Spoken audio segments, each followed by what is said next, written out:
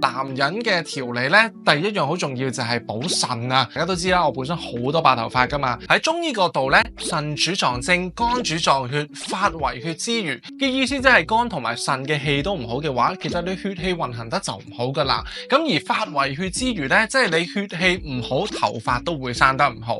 咁所以其實個 concept 就係，只要你補充肝同埋腎嘅氣，令到你血氣運行得好啲，自然頭髮就可以有多啲營養，生多啲，強韌啲，就係咁解咯。烏髮生膠囊，如人真㗎。最主要咧，佢入邊有野生嘅冬蟲夏草啦、麥旱蓮啦，同埋女精子呢啲成分。大家都知啦，野生嘅冬蟲夏草就可以增強免疫力啊，又補肺啊，令到你血氣好啲。好簡單，好方便嘅就係佢係一日就食2-3粒。不過主要咧就係可以針對甩頭髮啦、有白頭髮啦，同埋頭髮變幼嘅問題嘅。通常食大約1-2個月咧，就好明顯見到效果噶啦。坊間咧其實我都揾咗好多種中藥保健品噶啦，不過咧其中咧有一啲係有何首烏成分。何首烏咧其實係可以令到頭髮生得好啲，不過咧長期服用咧反而對身體係有負擔噶。所以最後咧我就揀咗呢一隻咧有野生嘅冬蟲夏草，一來佢可以增強免疫力啦、行氣活血啦，真係一句記得